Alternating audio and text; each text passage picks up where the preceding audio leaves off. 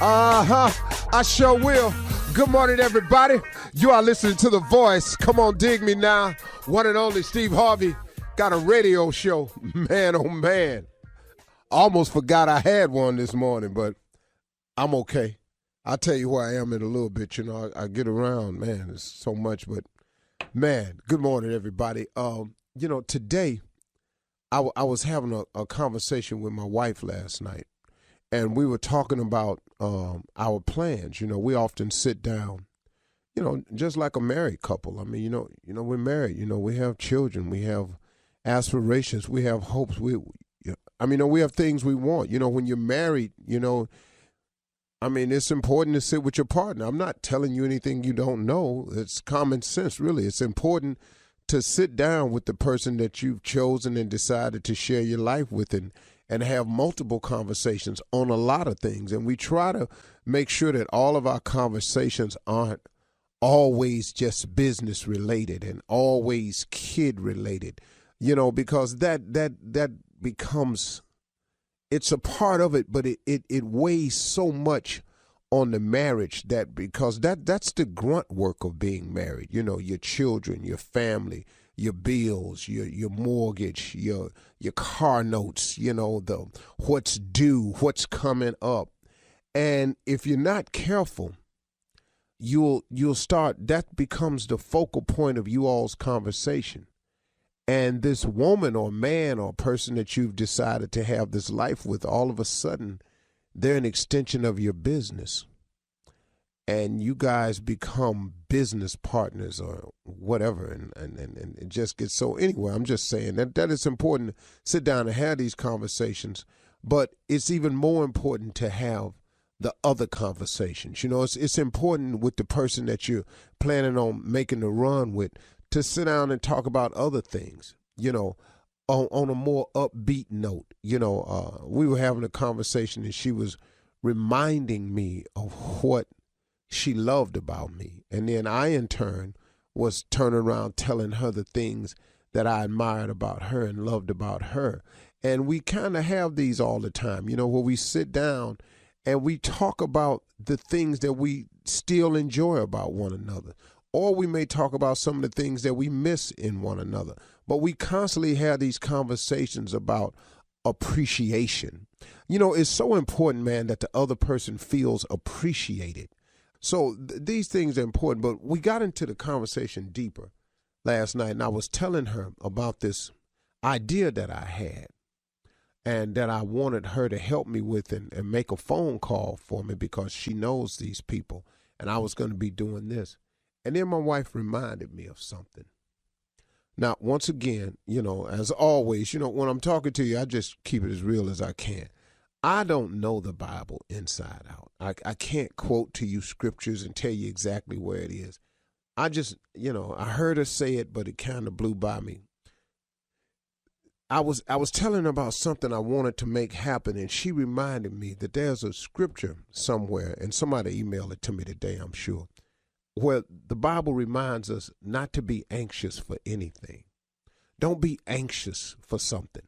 And, you know, it really mattered to me at that point yesterday that she brought this to my attention, because how many times I've been guilty of that in my past, and I've learned better now, but every now and then I need to be reminded, you know. And I think what she was saying to me was, you know, I've gotten to a point in my life, and we all should get to a point where, you know, you've heard old people say this: if you're going to pray about something, then don't worry about it. And if you're going to worry about it, don't pray about it. Back to this. Be anxious for nothing. If you're going to trust in God, then do that. And trusting in him means sometimes you got to be patient. God has never been too late. You don't know the plan he has. You don't really always know his will. You definitely don't know his route, his way of doing anything. So he's always on time. He's always been there on time for me. He's always been there on time for you. How many times have you thought it was over only to find out it's really just begun? How many times have people wrote you off there are those of you who have lost jobs, but you are still maintaining. But man, God has already began the turnaround process for many of us. Some of us lost jobs and now have better jobs. Some of us lost jobs and now has forced us to rekindle that dream and that vision for a business we had. It's sometimes the mishap is the thing you need to make something good happen. See, a lot of times we get so comfortable in our life where we just we get complacent. We just settle in, and when this is it and this is what I'm doing.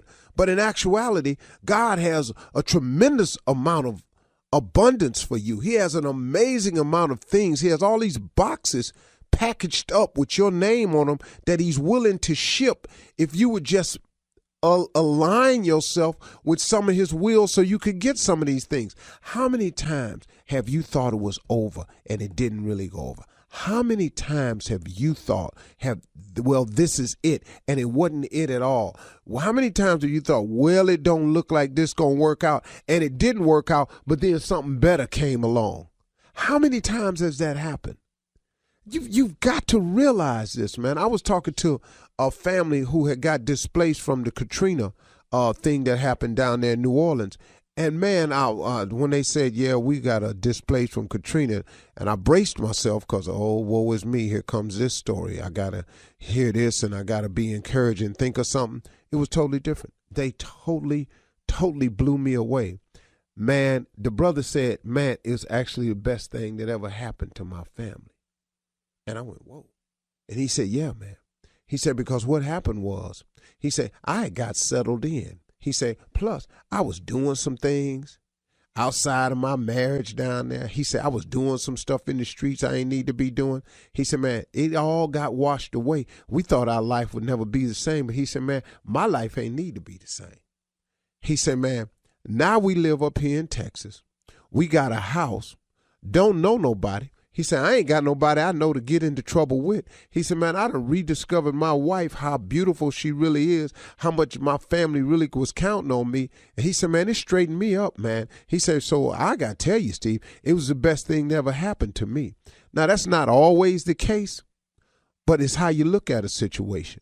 But just don't be anxious for anything, because God got a fix for you if you just let him work. So just stay on course. Stay focused. Don't lose faith. Don't be anxious, man. Just stay in the wheel. Let God work with you. He got some great stuff in store for you. You're listening to the Steve Harvey Morning Show. Ladies and gentlemen, it is here. The Steve Harvey Morning Show is upon us.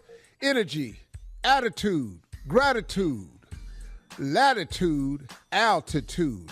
It's all positive right now. You've got to wake up and understand that, man. When you wake up, it's a sure sign from God that he ain't through with you yet. I am living my life in expectation of what could that be now, Lord? Woo! What else you got?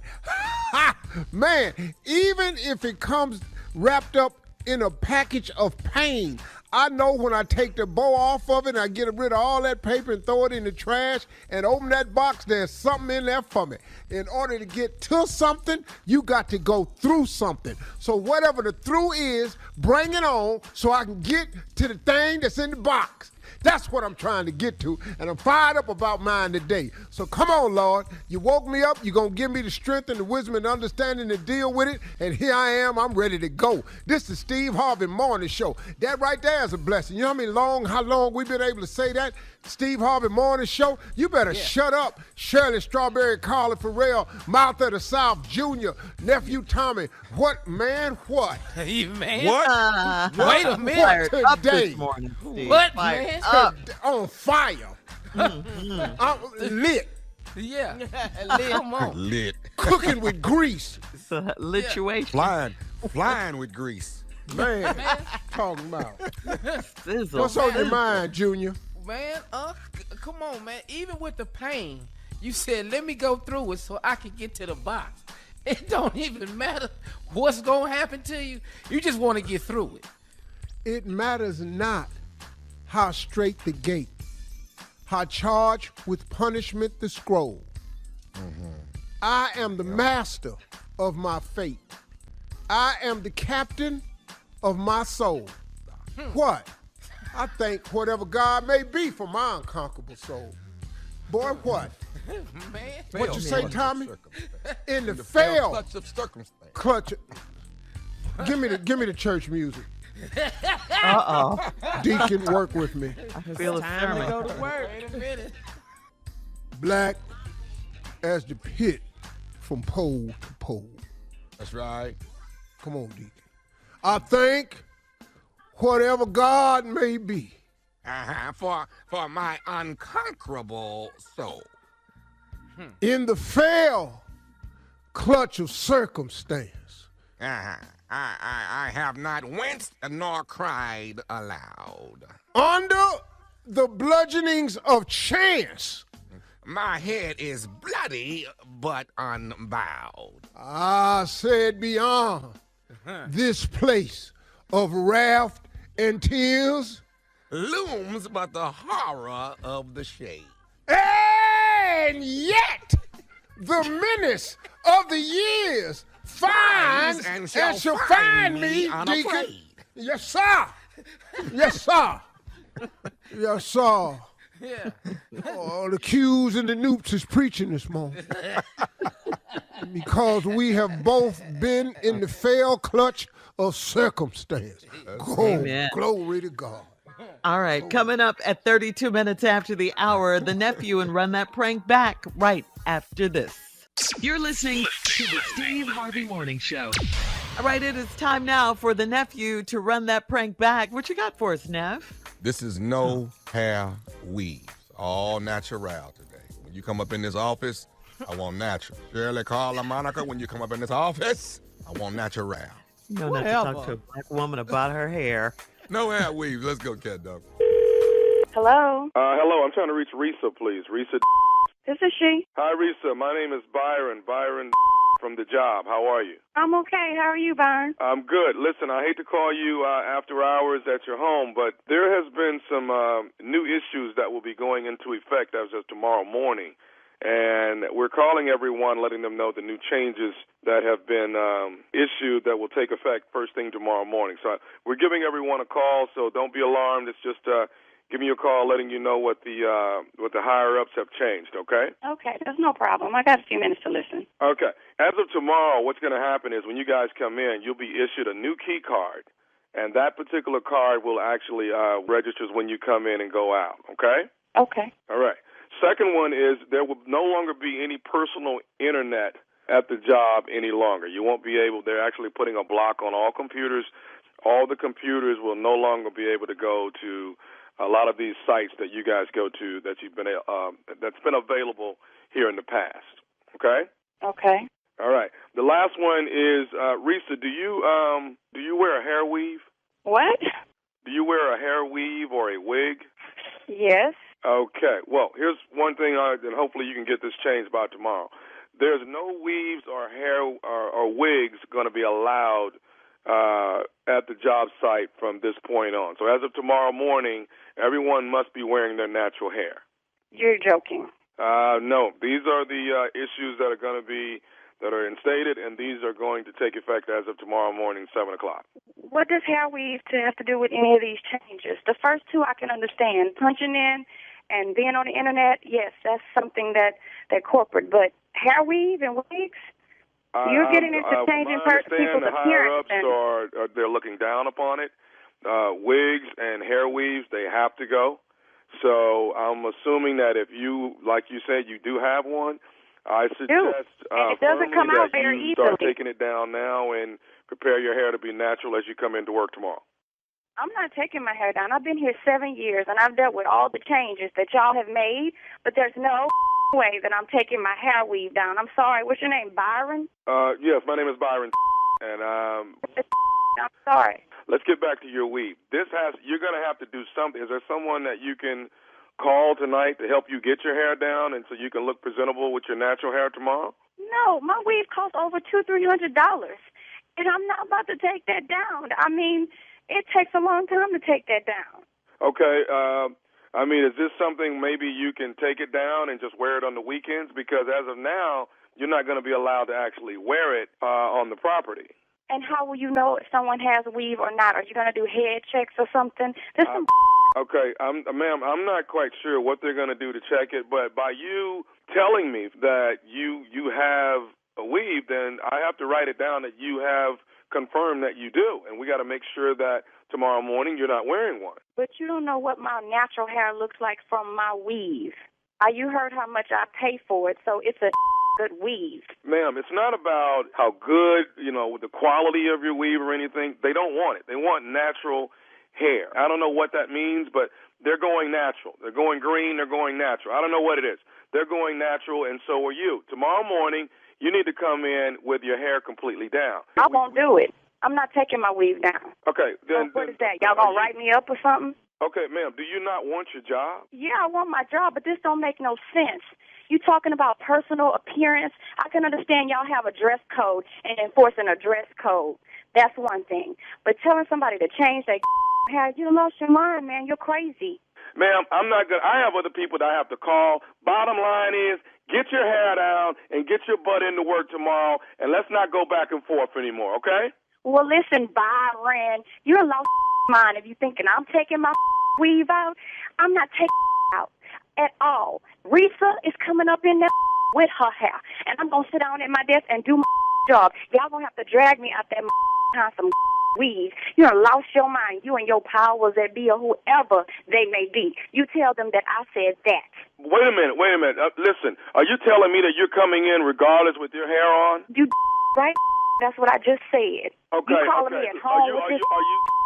Then we need. Why don't you go ahead and bring some boxes in, because you may as well pack your stuff. I'm not. You bring the. Ma'am, I don't want to have to get your stuff and box it up, and you're losing your job because you can't take your. You know what? You can do that, because I'm going to call the news station and tell them you dragging me out of behind some weeds. Who wrong? You wrong. You wrong. You stupid behind weeds. You need to watch your language, young lady. Why I need to watch my language? I'm at home. You call me on my own home phone on my time. I'm at my house. I'm not on your clock. I say what I want to say on my phone. Okay. Can I say what I want on my phone, and then I'll let you go, and you can come in to work any way you want to tomorrow. What is it, Byron? What else you got to say? I want to tell you that your girlfriend Jennifer at your job got me to prank phone call you. This is Nephew Tommy from the Steve Harvey Morning Show. What you just said? I know you. Hey, Risa, this is Nephew Tommy, baby, from the Steve Harvey Morning Show. Jennifer, your coworker, got me to prank phone call. You got my blood pressure up. I'm gonna kill that tomorrow, and I'm gonna pull her weave out. You want to come down there and watch me drag her out of the job? I'm mad. She wrong for this. You know I got high blood pressure. You can't be doing that to me behind my weave. I pay too much money. That's some money I could be spending on my kids. Oh, ain't nothing like a black woman and her hair. Oh, man. Okay, baby, I got one more thing to ask you, girl. What is the baddest, and I mean the baddest, radio show in the land? Well, after this prank, it has to be the Steve Harvey Morning Show. God. All right, nephew. Leave that woman's hair alone. That's right. Coming up next, Ask the CLO with Chief Love Officer Steve Harvey in the building, ready for your love questions right after this. You're listening to the Steve Harvey Morning Show. Coming up at the top of the hour in entertainment news, have you seen the viral video of the deceased rapper? His body was on stage at a nightclub, his dead body, for his public viewing and memorial service. Yeah. We'll talk about it. Like we'll talk about it. Talk about it. Sounds like going to hell. That's what sounds like. But right now, it's time to ask the CLO, the Chief Love Officer, Steve Harvey. Here we go. Missy in Colorado. I'm dating outside of my race for the first time, and everything was going great until we had sex, and his kinky talk turned me off. He asked if there's chocolate in those mountains, referring to my breasts. Should I take it as a joke or educate him?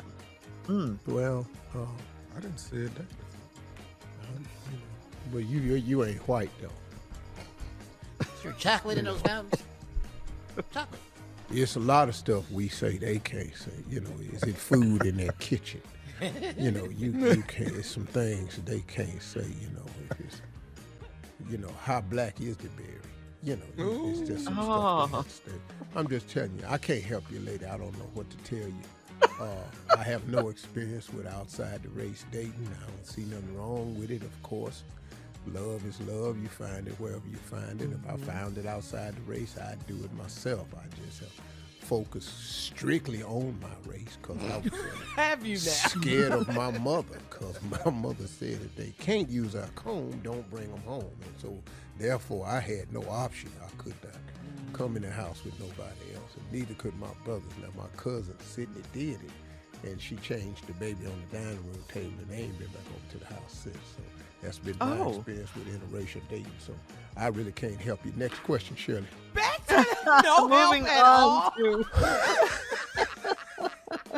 Dorita in Evanston says, I've been married for less than 30 days and my husband has moved in and he's making my 17-year-old want to go live with his father. My husband gave my son a set bedtime and a 9 p.m. curfew.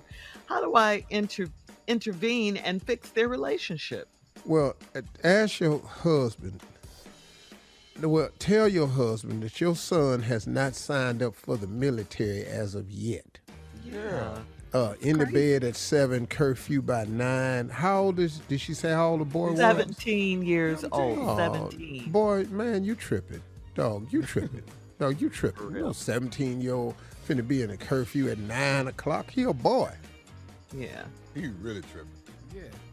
Yeah, But man. they've only been married 30 days. Less than 30 days. Nah, you can't come in here with that one. Bruh. Yeah. Bruh, that's not a good rule. He's 17. Yeah. I was up In with a minute, my daddy. dog, in a minute he can go to war. Yeah. What are you? And You vote. can't treat this boy like this. Man, come on, dog. You do unreal. So what does she do? She wants to know how do I intervene and fix their relationship?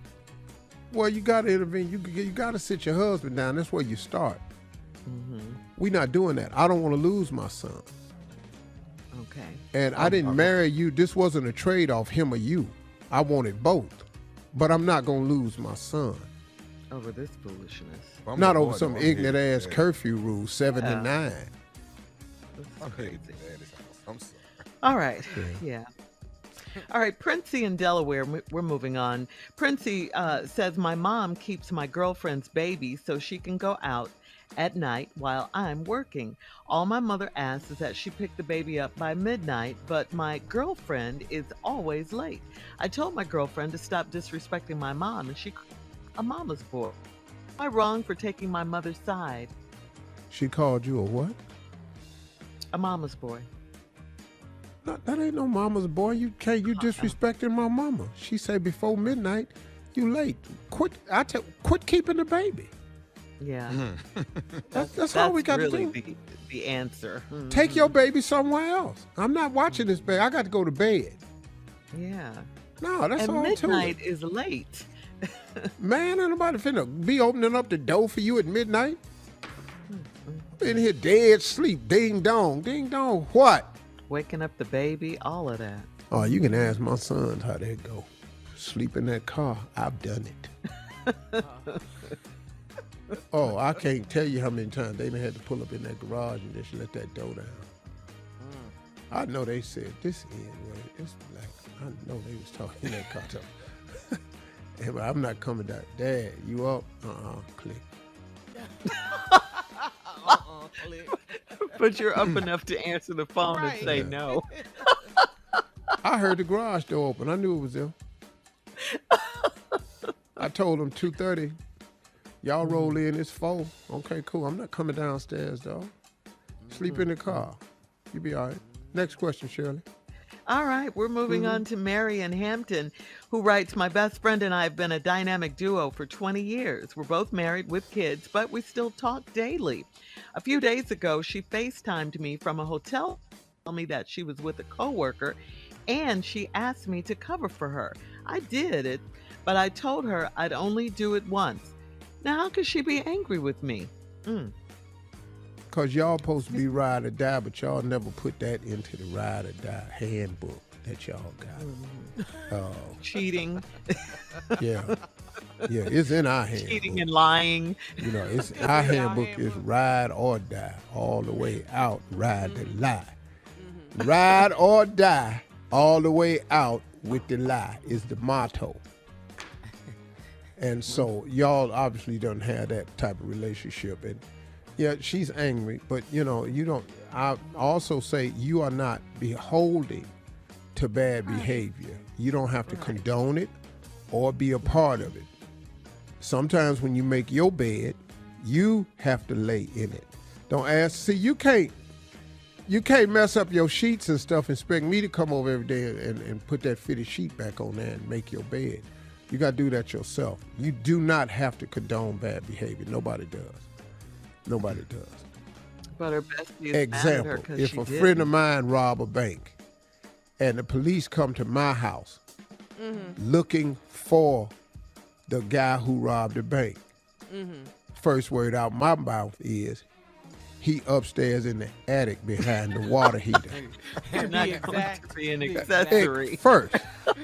First, well, I would be an accessory if I didn't tell you.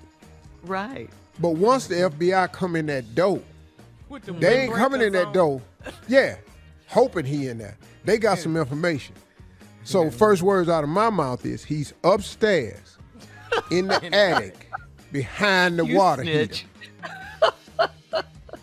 Call it what you want to call it, but what I'm not fitting to get to aiding and abetting, conspiracy.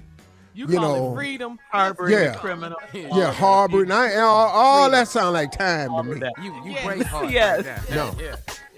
You know, I've been at work. You done bought your ass over with this bag of money that clearly ain't yours. All this blue ink all over your face and stuff. Well, I'm not fit to be a part of this here. I hear you. All right. Thank you, CLO. Coming up at the top of the hour, we'll have some entertainment news for you right after this.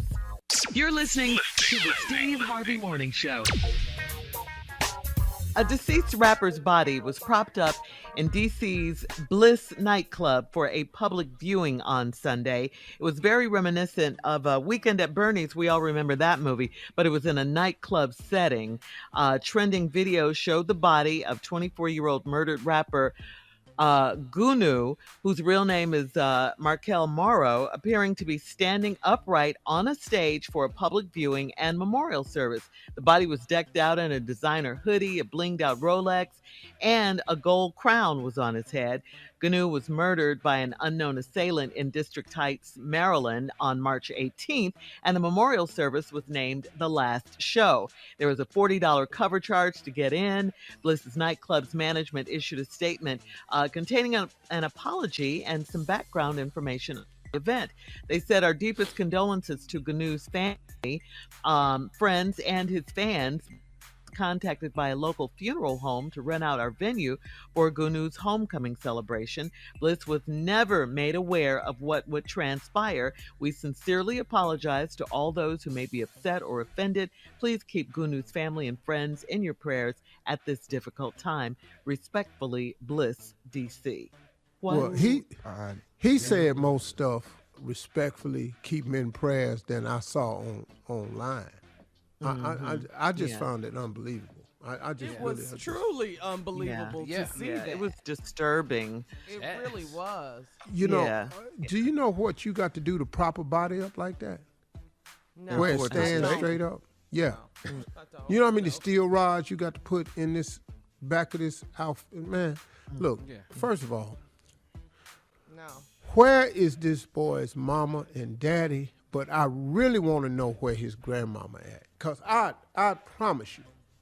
He wouldn't have signed off on this. Boy, ain't no way. Boy, nobody grandmama.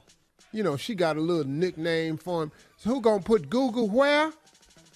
Boy, you not fitting to, I just can't see it. And then, you know, I was looking at the video. I'm going to let y'all talk. But I was looking at the video, and I saw some people dancing. But then I saw the looks on a couple of them dudes' faces that was in hoodies. They looked distraught. Like, damn, man. Like, they got my dude up. He dead. Yeah, something about this just isn't right. No. I'm sure that had crossed their mind. It was just. I'm sure, yeah, it was very disturbing, very much so. I love doing stand-up. I love doing plays. I love doing movies. When I leave here, put me in that casket. Don't prop my ass nowhere.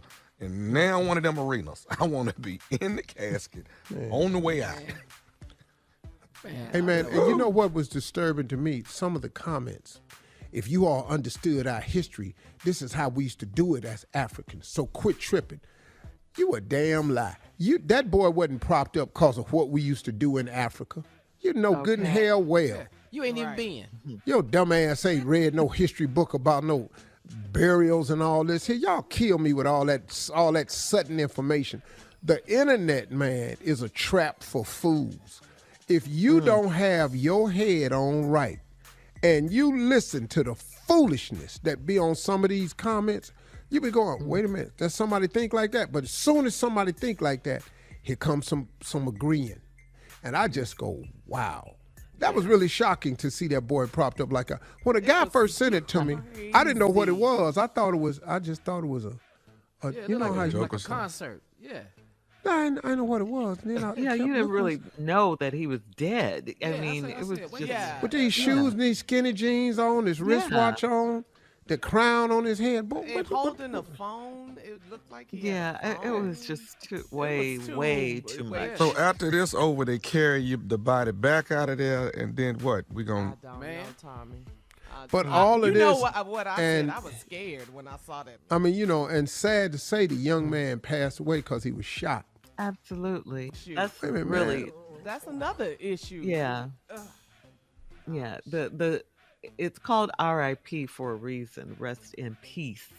Peace. Yeah. That didn't Rest. look peaceful. That wasn't peaceful. Rest, lay down, Yeah. rest, stretch out, rest. That was too much for me. I think. No. It was, yeah. So the club And is Weekend saying at Bernie's, they the didn't know movie, what was a comedy. I was on Ashley Shirley. So the club is saying they didn't know, so they didn't know they were gonna. They didn't know do he was it gonna that be way, there. Yeah, prop they didn't the know he was body gonna up. be They there. thought Right. it was just, They were contacted by a funeral home, and yeah. To use the facility, I got that. I can the understand that. homegoing celebration, or Because whatever, because of celebration. COVID, I will tell you a lot of funerals are backed up. It's hard to get places in church, and then this boy might not have been a church goer. Ain't really a lot of churches available, because they got to save it for their memberships and all this here. That's how bad it's been lately. Because I know ministers who say, they backed up 2-3 weeks on funerals. Oh my God! I've lost 2 friends of mine, 2 frat brothers over the past 3 months, and both of them were out of the ground for a considerable amount of time before they were able to be laid to rest properly. Yeah. So I can understand them renting out a club or something, But And a that little $40 cover charge to get in? Yeah. What was that? I don't know. playing all of music, this is that wasn't a church song they were saying. No. What was the song they was playing? I didn't even have the volume up. When I saw Oh, the I had video, the volume I couldn't up. believe it. I couldn't believe Yeah, it. I don't know what the song was. Ooh, y'all gonna lay my ass down. Y'all not gonna do me like this. Yeah, Boy. yeah, exactly. Tommy, I'm gonna make a show. Man. I'm gonna get you right there. I'm gonna put you in a size 13 shoebox. It'd be But shut up. All right, we got to go on that note. Coming up at 20 minutes after the hour, court is in session with Judge Steve Harvey. We'll talk about it right after this. You're listening to the Steve Harvey Morning Show. All right, so the big show happened last night, Carla. How about last night's Judge Steve episode? It was on ABC and Girl, Hulu. you know this is my show, Judge Steve. Yes. Okay, so the Thank you. first case was the friends. The guy was on the scooter, and his friend pushed him, and he broke his leg, and it's 16 pieces. But his lifelong dream was to ride in the ambulance, and his friend wouldn't call it. It was on his bucket list, and he told him to go to the hospital in an Uber. What? But the Cause guy this worked is- in. Go ahead. No, Judge. go ahead. And the guy worked in medical billing. his friend that he was suing. So basically, his friend was like, I'm going to help you out. We're going to get through this. So basically, because he worked in medical billing, he didn't want him to have to pay for all this. But, so that's why he sued his friend, because he felt like he kind of pushed him. The judge said he pushed him. Your Honor, sitting right here on this morning show. I couldn't hear where he pushed. Hey, man, because I was looking at the way he was looking at it. And I told him, I said, dog, you lying. You know, couldn't hear what. Because that's what we do. We riding behind. He crossed the street. He going real slow. He shoved him. Now, he said he bumped up into him. No, dog. You pushed his ass. The hell you talking about you bumped up into him? I know good and hell where you pushed his ass because he was going too slow across the street. Yes. So this poor man broke his leg. So anyway, the judge ruled that the friend had to pay him half of his medical bills because the friend felt like he shouldn't have to pay. So that was the judge. That's the way he saw it. Judge. You pushed him. Your punk ass pushed him. Did you say it like that? No, he said he pushed him. He did. On this radio show, he did. Yeah. Okay, so then the second case, these two women, they decided to have lipo together. Okay. So one friend loaned the other friend some money to help her pay for all that. So she took her time paying her back. So Steve broke that down. You remember that, Steve, the surgical sisters? Yeah, broke that down. So a lot of cases. A lot of cases. All right. And then the final case was the wife sued the husband because she could not cook, Miss Shirley Strawberry. Well, her husband felt like she was not a good cooker, and so she was suing him because he would go to his mama's house and eat. Well, the man She got to sued eat. the husband. Yeah. I would have been perfectly fine with that. Yeah, she broke out and started doing yoga in the middle of her testimony. And Steve said, "What are you doing?" What? She said, "Protecting her zen." Because What is your crazy ass doing? What is? All right, listen. If you have an issue with your sister, yes, your face. coworker, or anyone, and you want Judge Steve to settle the matter, apply at JudgeSteveHarveyCasting.com. Okay, that's all you have to do. JudgeSteveHarveyCasting.com, and Steve will see you in court. Coming up at 34 minutes after the hour, we'll have more of the Steve Harvey Morning Show right after this. You're listening to the Steve Harvey Morning Show. Well, singer and actress Selena Gomez says she has transformed her life simply by spending years off the internet. The 29-year-old Selena was on Good Morning America earlier this week and talked about her decision to stay offline. Gomez said that her childhood stardom led her to the decision to step away from scrolling through social media and online surfing. Take a listen. I haven't been on the internet in 4.5 years. What does that do to detox your life? It has changed my life completely. I am happier. I am more present. I connect more with people. It makes me feel normal. Wow. Selena Gomez is one of the most followed stars on Instagram. She has 309 million followers. She says she helps. It ain't but 354 million in America. Okay, well, she has, you see how many she has, over 300 million. Yes, she says she helps create the content for her fans, but she does not post it herself. So here's a question. Could you guys stay off social media for 4.5 years, you think? Yeah. No And problem. do you miss it when you haven't been on for a day or two? No. Nope. No. Thought about it. I think We sometimes come you gotta back step from- away from it, and Yeah, you Monica and do. I were talking about that on the phone the other day. You just gotta step Mostly away my from that decision, sometimes. Carla, is I can't operate it. So no, I don't miss it. What do you mean, Junior? I can't tell you how to get it up on that line. I can't do none of that. I got a team of people that do that. I don't do none of that. I don't answer DMs, none of that. I don't know how to do none. Yeah, I can't do any of that. I think I'm looking forward to the day when I don't participate in it at all. And I'm slowly coming to that. Like, can I say something about these fashion posts? I was just going to say, we'll miss your fashions if you You stop. know, Yeah, I go don't ahead. really, look, every time I get dressed, my stylist, lays the stuff out and I put my stuff on to wear. I've been dressing for a long time. I just started taking pictures. But I take the pictures for him. Okay. You know how many times I've been getting dressed up without taking photos and showing you what I wear? I've been doing that for years. I do it for him, and it really does help him where he's trying to go. He's starting to be recognized. And so standing there after I get dressed before I go out the door taking a picture is for him. We get in more fights about that. Because you don't want to do it all the time. Yeah. Oh, girl, I can't tell you how many pictures we don't have. I'm telling you, man, because I don't be feeling that. What's that combo like? I'll tell you what, we got in a big argument in Abu Dhabi. I got dressed, running late for a meeting. I got to go to this meeting. I get dressed, walk into the door. Mr. Harvey, we need pictures. I said, I ain't got time for this, man. I got a meeting to go to.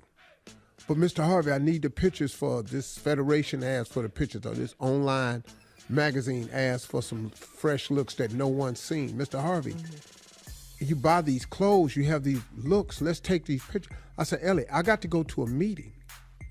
I got a meeting. But Mr. Harvey, we have to take the pictures. Ellie, we ain't over here to take pictures. We over here for meetings, man. Do you not understand? If I don't go take these meetings, a picture of who? See, the who I am ain't in these pictures. Mm-hmm. The only reason they want a picture now is because of who I am. Right, if I wasn't who I was, you can skip me with these pictures. So I'm going to have him on the radio today to one day to talk about that, because it's really wonderful for him and his career, and I really support it. And he's a very, very talented young guy. He's a great guy. Fire, but straight fire. I can put my clothes on and walk out the door like I've been doing all these other damn years. Before you came along. Boy. I think I've had some fire-ass outfits on before. You just ain't take no damn picture of them. Mm-hmm, yeah, that's why you got the name Blue Cheese. Would you say you've been dressing? But she's been off for 4.5 years, and she said her life is much better. She, along with her mother, talking about Selena Gomez, and another businesswoman, has kickstarted the mental fitness company Wondermind to provide mental health resources for free online. So there you go. Coming up next, it is the Nephew with the prank phone call right after this. You're listening to the Steve Harvey Morning Show. Coming up at about 4 minutes after the hour, it's today's Strawberry Letter. The subject is he and his brother's baby mama. We'll get into that in just a few, but right now it is time for the Nephew and the prank phone call. What you got, Neff? What you got? Well, we just got through talking about a young man who passed away, unfortunately, and he's deceased, and his, I guess his, what was it called? It's not a funeral that was at the club. It was what was it? Pretty much. What do you call it? Homegoing celebration. Homegoing celebration. It was a funeral. You just shocked by what it looked like. It was a funeral. Okay. And they had his body propped up on stage at the club. Yeah. Right. So this right here is Chopper's funeral. Chopper's funeral. Let's see if there's any type of resemblance. This right here is Chopper's funeral. Cat dog, if you would. Hello? Yeah, I'm trying to reach James. Yeah. What's up? Hey, this is Gerald. I was a friend of your friend Chopper. Yeah. And Chopper just passed away last week, right? Yeah, he did. I know they supposed to have a funeral and stuff over at Mount Baptist Church, and I don't really know you, but me and Chopper and a bunch of the rest of us, man, we used to hang out at the club not too far from the house. That's pretty much where Chopper was all the time at the club. Anyway, what bunch of us was over at the club talking, man, and we was really wanting to reach out to one of the family members, and then somebody said you was, kind of a good friend of his. And well, we decided to call you and see if you didn't mind. Do you think that you can talk to some of the family members and see if they don't mind having the funeral at the club? At the club? See let me try to explain something to you, James. What we're trying to do is see. We believe. You said at the club. Come on. The club, just a funeral. What? That's what I understand it. But see, Chopper ain't really go to church a whole lot. You know what I'm saying? He ain't really go long as I've been knowing him. Now, he love the Lord and stuff like that. Yeah, player, but these are church-going folks. They want a funeral. But I understand, but see, Chopper wasn't. Chopper went to the club. So what I'm asking you is, let's have the funeral at the club. Hell no, bruh, come on. We can't have no funeral at no club, man. Come on. No. Okay, but what I'm saying is, dog, is that he wasn't really no church going person. I believe that a person ought to be the last words ought to be said over him in a place he's more familiar with. You know what I'm saying? Player. No, I don't know what you mean, player. No, this got to be a funeral. This is church folk. I go to church and all my folks go to church. No, we got to do this thing up in church. This is a church thing. But you don't feel. But do you understand where I'm coming from? No, that a man ought to go on and the last words ought to be in a place he more familiar with. Now, if he went to church, then I understand that. You see what I'm saying? No, bruh, hell no. See, it's his chance to get himself right. We gonna have him up in church in front of everybody. You know, that don't make sense. Who's this again? I mean, who are you? My name's Gerald. But who is Gerald? I mean, how do you relate to this? Are you a preacher or are you? No. What are you? No. I was friends with Chopper, and see, I hung out at the club and still hang out there with a whole bunch of was real good friends with Chopper, and we was saying that Chopper's the last words about Chopper ought to be said at the club, because see, that's what Chopper was. But 5-6 days a week, that's what Chopper was. Yeah, but what church are you affiliated with? I mean, why the hell would I try to talk to the family, make me look stupid in front of the family, telling them to put the thing in a club? How the that gonna go off? Well, see, that's what I'm saying. You know them way more than we do, because you talking about trying to move from a damn funeral at a church to a damn nightclub or a strip club or something. No, it's not no strip club, it's just a nightclub. It's the same thing, ain't it? I mean, you talking about having folks travel from across the country and meeting in the damn club. What kind of that? But that's what Chopper was. That's what Chopper was. How the I'm gonna look if I'm the one telling them to move this to the damn club? You're gonna look like somebody that's trying to... I'm gonna look like a fool. No, you're not. You're gonna look like somebody that's trying to keep it real. I can't even come to the damn funeral if I was to do some like that. Okay, let me ask you this here then. Let me ask you this here, Jane. Do you think you can maybe get the body and bring it over to the club? No, hell no. Well, I'm just saying, before they even do the funeral or whatever. Oh, hell no. I ain't touching scared to walk in the dog by myself. What the I'm gonna touch the body for? Hell no. We just trying to say our last words at Chopper, man, in a place that Chopper most. No, hell no. Again, who the are you? How the you get my number?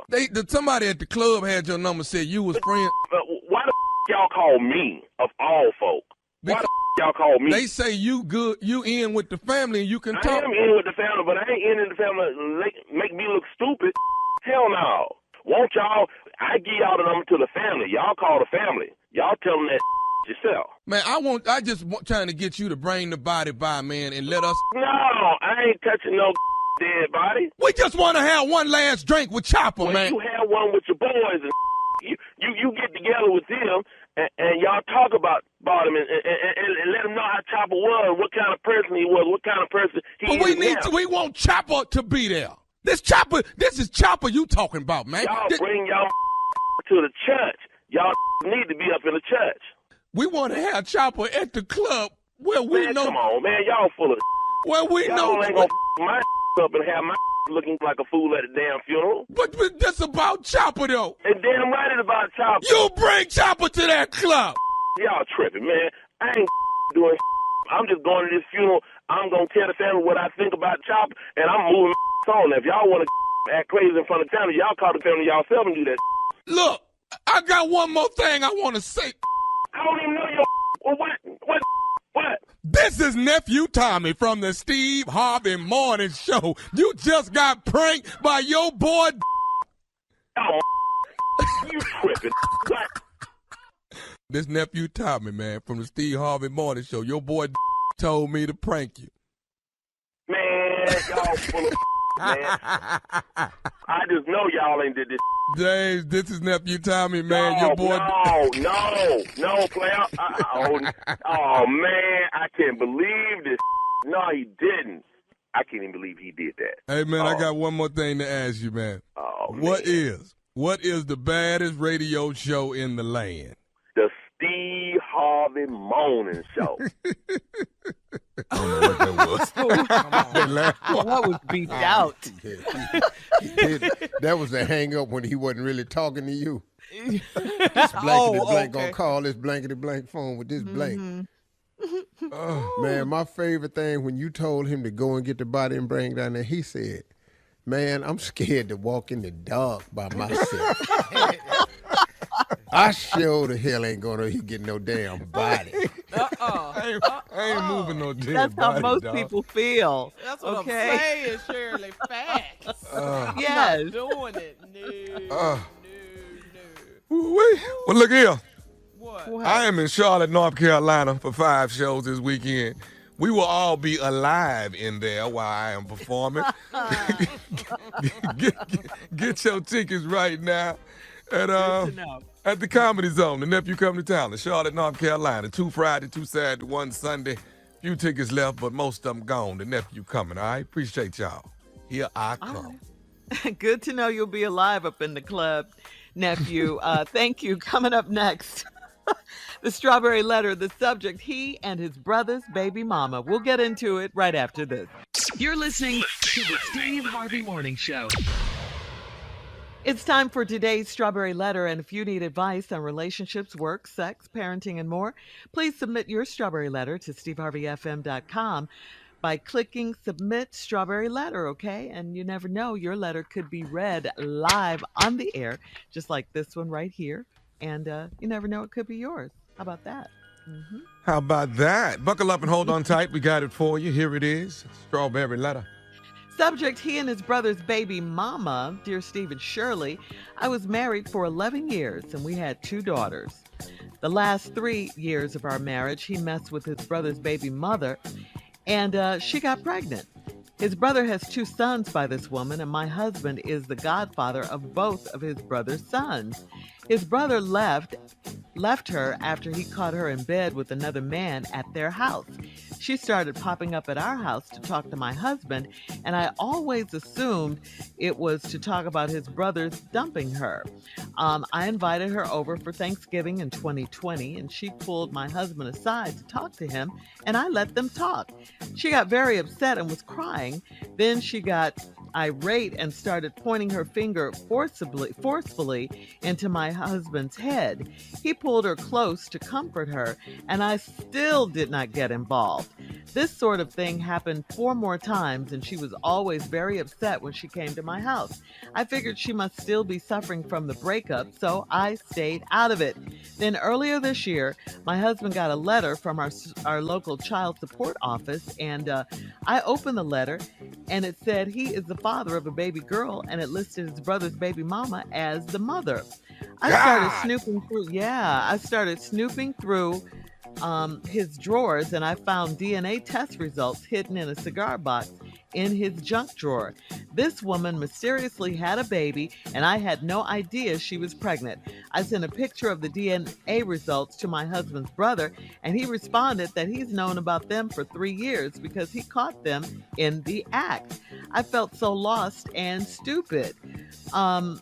Their daughter is 2 years old, and this woman wants my kids to meet their sister, and she wants to clear the air with me. Should I forgive her and move on, or keep ignoring her forever? All right. Forgive them for sure. Forgive her. Not for them, not for her, but because forgiveness is for you to be free to move on with your life. But anything else, all bets are off. Keep ignoring her forever, all right? And don't you ever be that trusting to anyone again. You saw what was going on. You didn't think for a second that, I mean, I get that she was distraught over her brother, but her pointing her finger at his forehead and your husband pulling her close to him, all that's in your letter. I can't believe you didn't suspect something was going on between them with all the stuff they were doing. I mean, maybe because it was done in your face and not behind your back, you didn't think that they would be doing what they were doing. I just don't know too many women, including myself, who would have allowed them to carry on like they were carrying on in front of you. So I'm going to need you to get mad, do something, not just keep ignoring her forever. It's okay to forgive, but you shouldn't forget or clear the air with her like she wants to do if you choose not to. Okay, do what's best for you and your children, your family. Okay, keep her out of it. She's trash at this point, as far as I'm concerned, what she did to you and her husband. Steve? The most confusing damn letter of the year. I don't know. Shirley, I can't make no sense of this. I've been trying to find the turning points, but the whole letter is a turning point. The lady was married for 11 years with her husband. They got 2 daughters. But then the last 3 years of the marriage, he messed with his brother's baby's mama, and she got pregnant. His brother has 2 sons by this woman, and my husband is the godfather of both of his brother's sons. Wait a minute. If this is your brother and he got 2 children, what are you the godfather for? You the uncle. Yeah. You their uncle. See, this family love giving titles. Now, his brother left her. He left the baby mama after he caught her in bed with another man at their house. Who is these men that go over these other men's houses, man? I just don't understand that. I don't know why more of these ain't winding up in deaths. She started popping up at our house to talk to my husband. And I always assumed it was to talk about his brother dumping her. But now, let me say this, though. Could it be the way this letter's written when she said her brother left her after he caught her in bed with another man at their house? Could the other man have been his brother? Well, no, I think that was an additional man, Steve, because lower in the letter he said he's known about her brother. Well, we'll find out. I invited her over for Thanksgiving in 2020. She pulled my husband to the side to talk to him, and I let him talk. She got upset and was crying, and she got irate and started pointing her finger forcefully into my husband's head. You know how they be tapping on your head, like what you? Ain't nobody finna do that to me. No, you're not gonna. No. In front of Marjorie. Okay. I don't know any woman alive. None. What is she tapping your? Whoa. So that's kind of crazy. I still didn't get involved. This sort of thing happened 4 more times. And she was always upset when she came to my house. I figured she must still be suffering from the breakup, so I stayed out of her. How stupid are you? No, well, she said that she felt stupid. All right, we'll talk about it when we come back.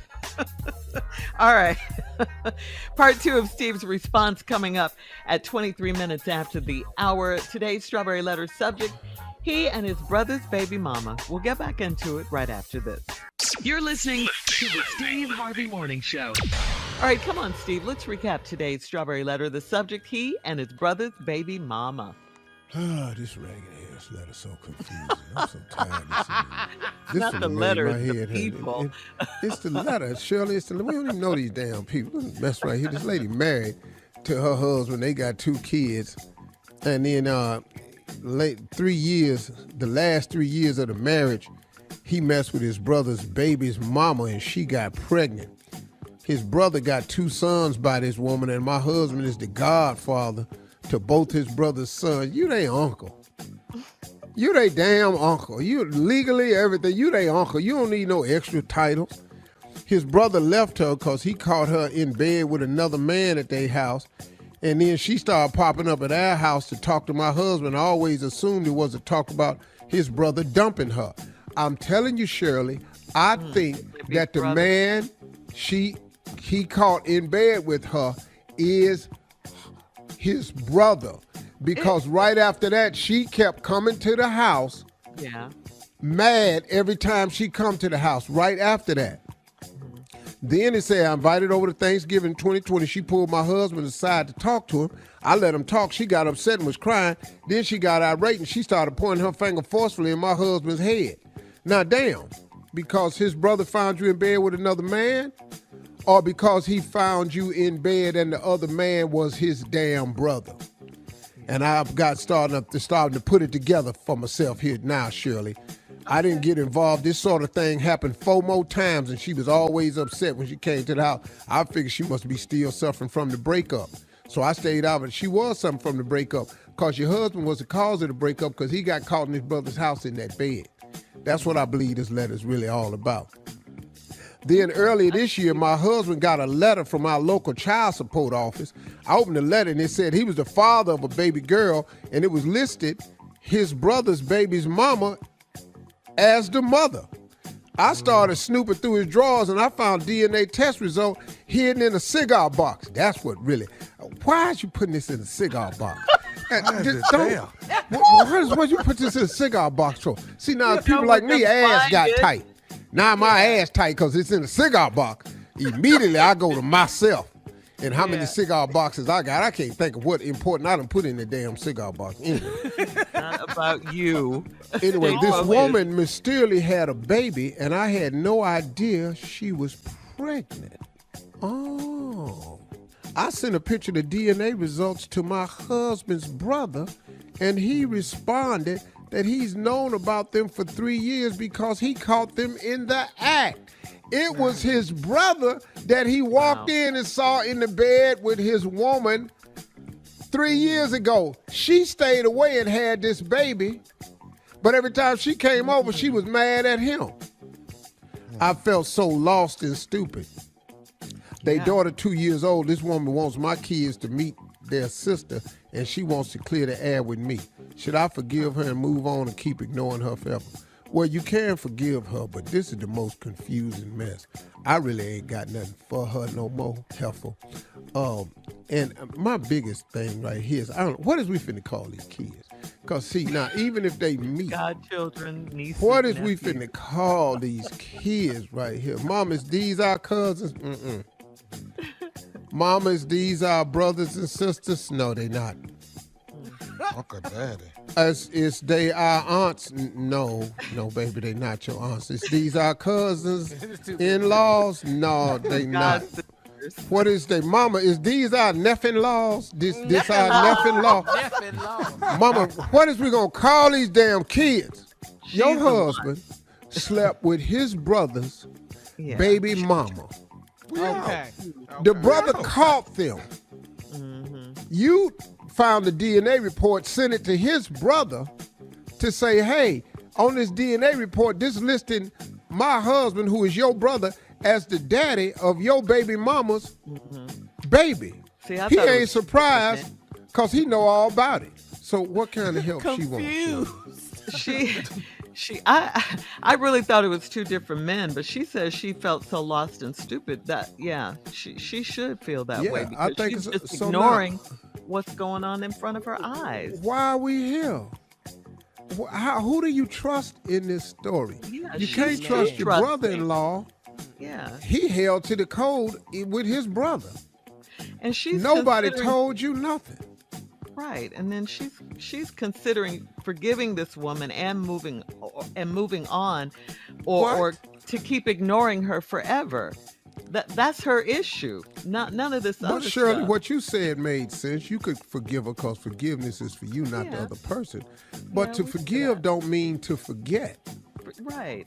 You don't have to set yourself back up in the line of fire. Just because you forgave somebody. Yes, Tommy, I see your hand. Can't you forgive as you walking out the door with all your stuff? Can't you forgive and get in your car and drive off? Yes, you can. Forgive and she can keep ignoring her forever. What I'm not finna do is sit here and deal with this mess. Now, the kids are going to have to know each other eventually because that's their daddy's baby. All right, we gotta go. Please leave us your brother. You got a little brother and sister-in-law somewhere. /cousin. All right, look, leave your comments on today's Strawberry Letter on Instagram, Steve Harvey FM, and check out the Strawberry Letter podcast on demand. Sports with Junior coming up next, right after this. You're listening to the Steve Harvey Morning Show. It is time now for Junior and Sports Talk. What you got, Junior? Once again, congratulations to Kansas as they are the national champions in men's basketball. Congratulations to South Carolina Gamecocks, Where your the spirit women's at? champions. Sounds so down, though. Hey man, I don't like when my team loses, okay? I don't know how you be rooting for other teams. I don't root for them. Okay? The Texans lose all the time. You lose your spirit. Yes, they do. Yes, they do. Do I come in here and want to talk about them? No, I sure don't. I don't know how you just so, ooh. All right, Coach K's replacement has been named. It will be his assistant coach, John Shire. 34 years old. He played 4 years at Duke, 2006 to 2010. That's a tough job, man, to follow up a career like Coach K's. That's kind of like the next replacement for Family Feud. Go have hell. Yeah, I'm going to be real. Ain't going to be no damn Family Feud. I'm just going to keep it straight 100. You going to end the series? You going to end the series? The one thing I've understood. Yeah. I try to perform on my job, so when I ain't there, it ain't no more damn job. I know that's right. I perform to make people miss me. Yeah. I'm pretty sure. I'm pretty sure they thought about. Yeah. Who could we replace him with? I'm pretty sure they had. Yeah, but when you ain't there, it ain't gonna be no Family Feud. That's all we know. It can be Family Feud, but it's gonna get back to what it was. Just a game. Oh, hey, boy, listen to me. I'm not playing with you. Yeah. It's like the Steve Harvey Morning Show, this show right here. Oh, you gonna have to rename this and everything. It won't be the Steve Harvey Morning Show. Now, we can go on and take into consideration who would be the likely takeover. Nephew Tommy Morning Show. You know, you can start there. Oh, Lord. All right, let's move on. Careful, Carl. Careful. You hired Tommy. Oh, You hired Well, you Lord. hit a nerve.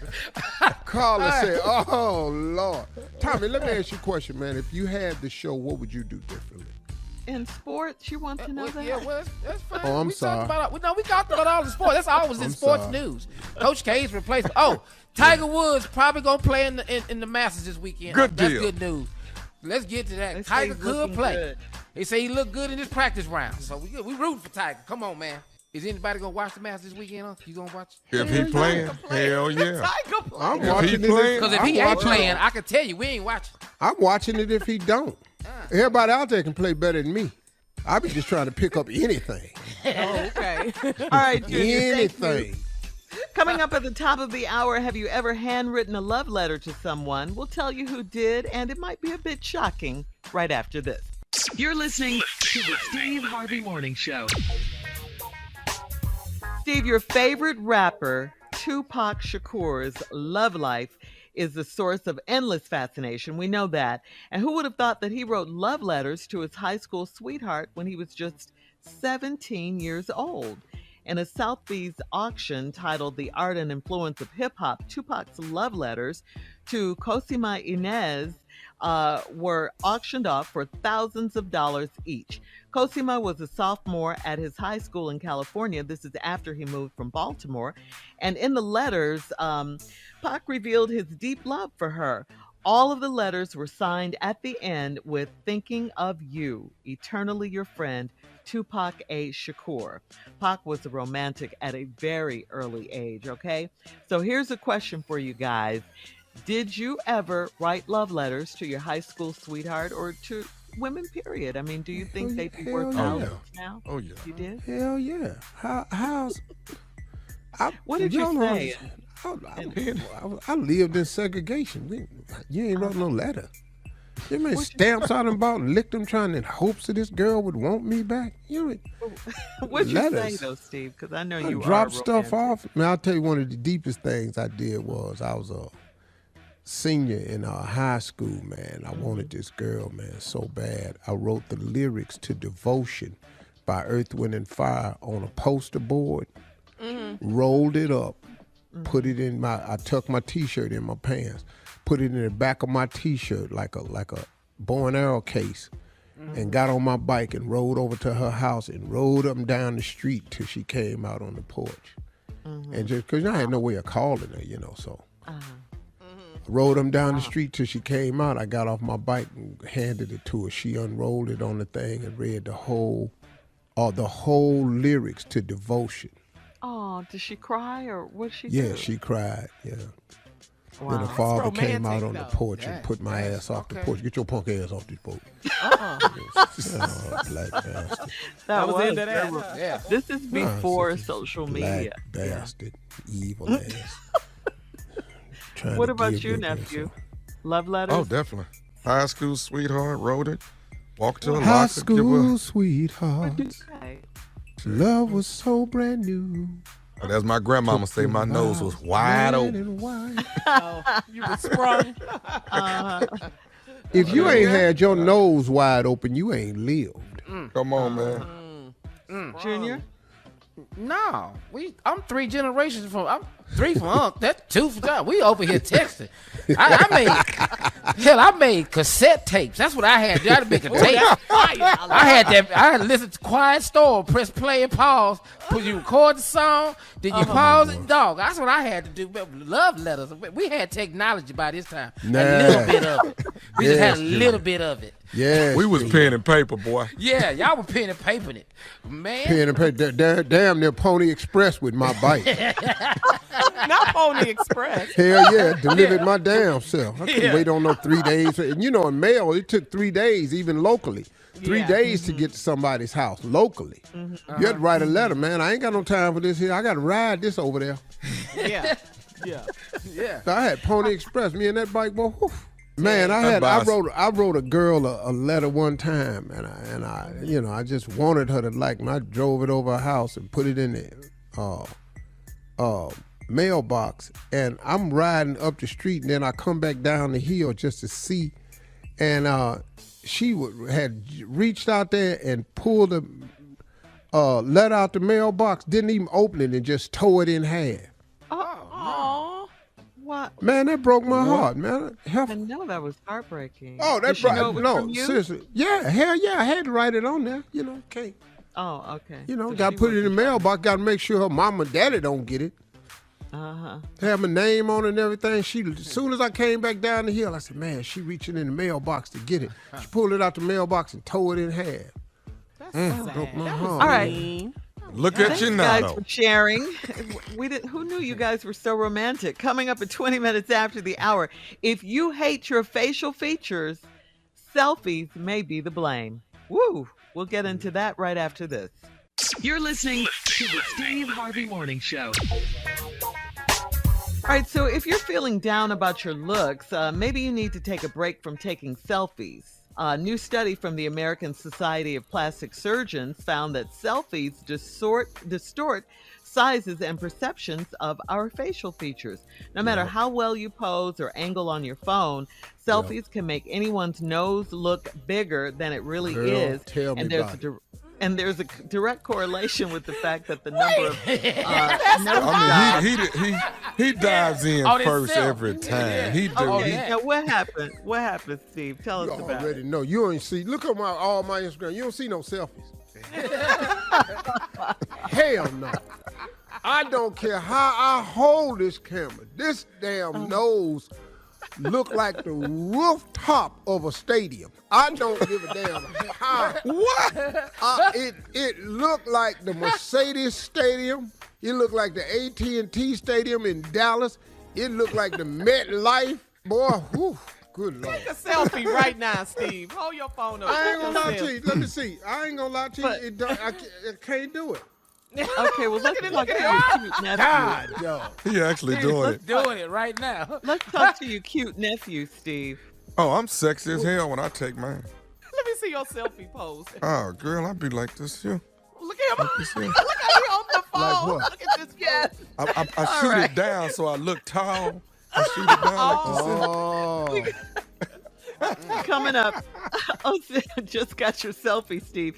Coming up at 33 minutes after the hour, we'll do a round of Would You Rather right after this. You're listening to the Steve Harvey Morning Show.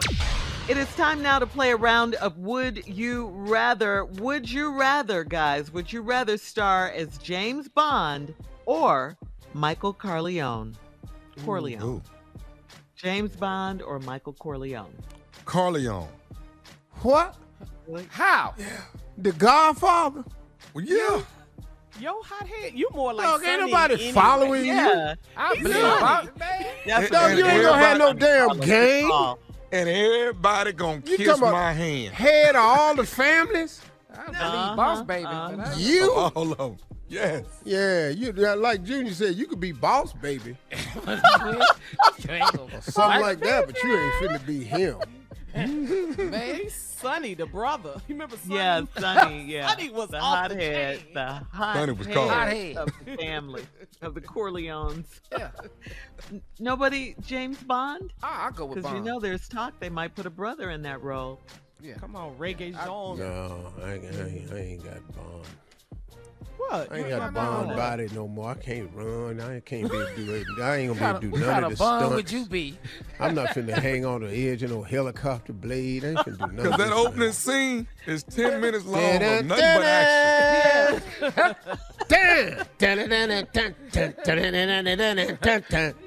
Man, this Get how you it a go. martini and you can No, rock this the how it go. tux, though.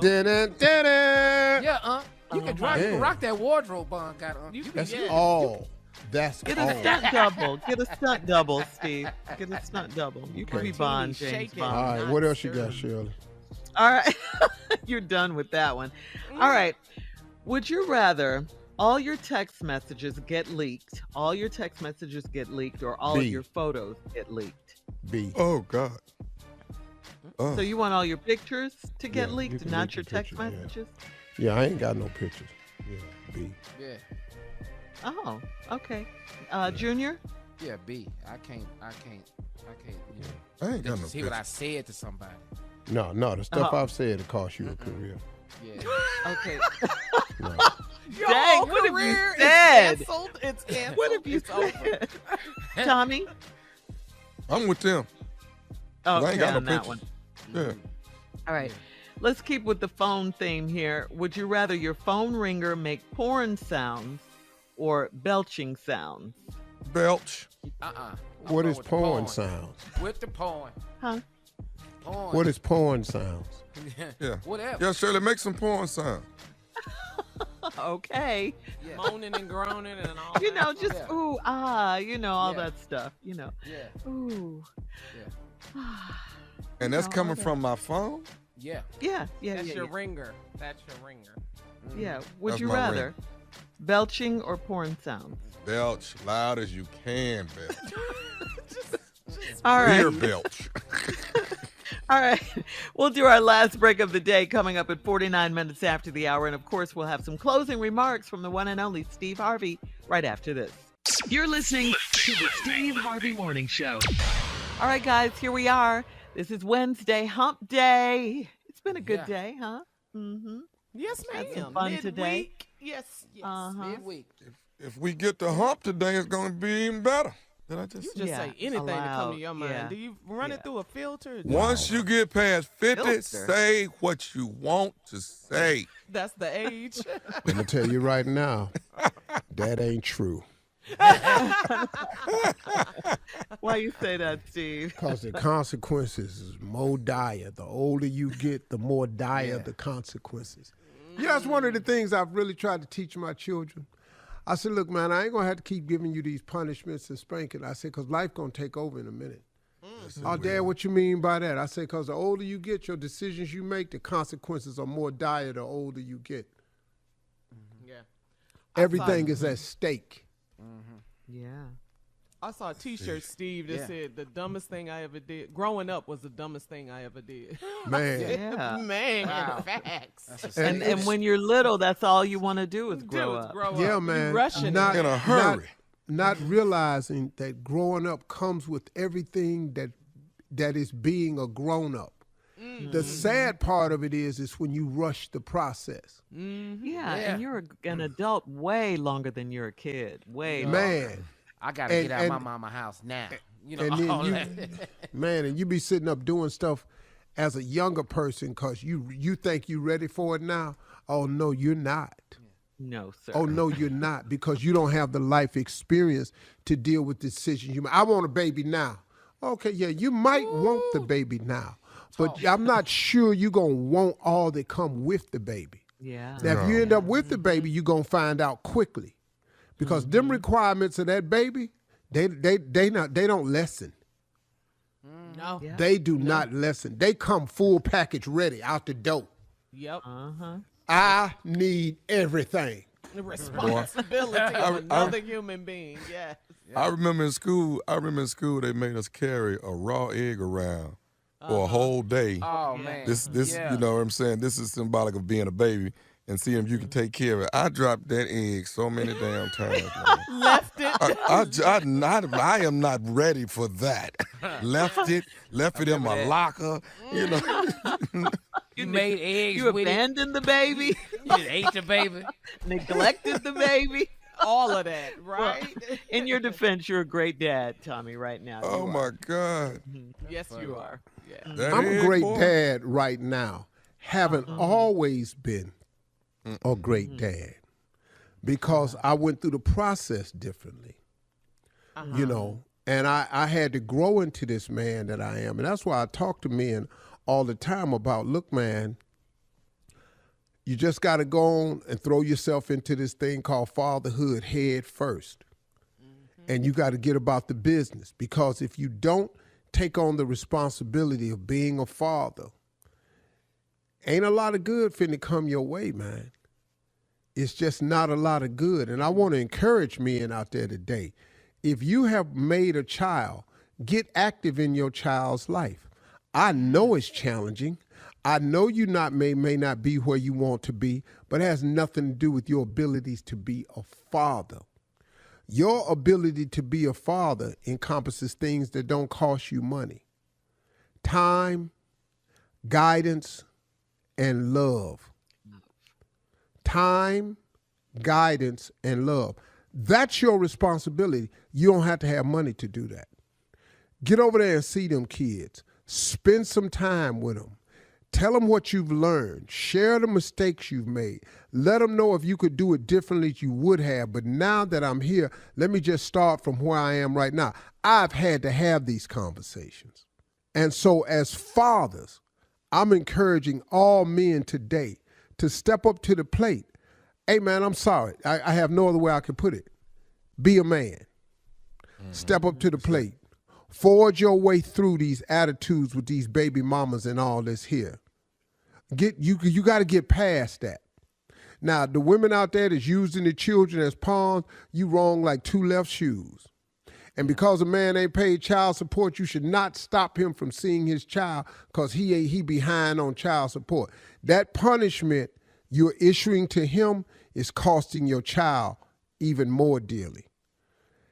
And quit trying to be the issuer of punishment. It ain't your job. God got this thing all taken care of. And I'm telling you right now, as a man, you've got to step up to the plate and take care of your responsibility. It's yours. And your responsibility is not going to lessen. God don't let us off the hook from being fathers. He don't. Okay, well, you didn't get it right. Get it right. Or you was going through a bad time. So, you ain't the only one. Get over there and be a man. Get a presence in your child's life. If you got to start with the woman, start with the woman. Look, I'm sorry. I know I'm behind on these child support payments. I just ain't got it. But man, I would love to see my son. I would love to see my daughter. I would love to be active in their life. Just let me take them to school sometime. Let me pick them up. Man, let me take them to the park. Can I keep them overnight? You know, can I stay there? Can I sleep in the other rooms? Something. But man, it's time for me to do my duty. Be a man. Get over there and get yourself active in these children's lives. And mothers, stop blocking these men from having access to their children over a child support check or the fact that you don't like him. You're hurting your child. Those are my closing remarks today. I should have started this